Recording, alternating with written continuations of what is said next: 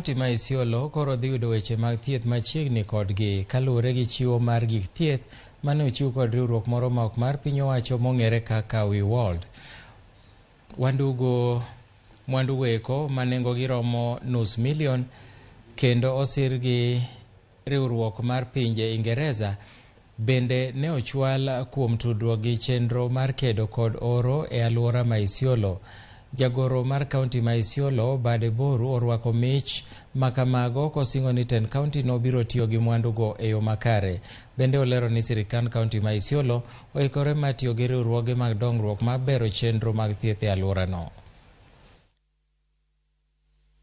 We have received a BP monitor, blood sugar pressure machine for measuring HP level, then weigh scales, which is digital.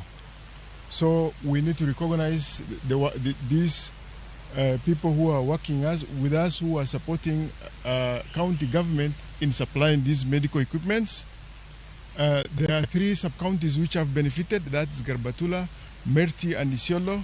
We implement health and nutrition activities, agriculture, food security and livelihood, water, sanitation and hygiene, and also advocacy activities.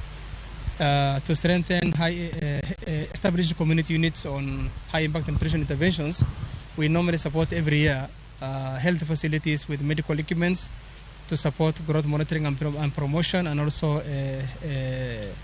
implementation of high-impact nutrition intervention activities. This morning we have brought here medical equipments that to be taken to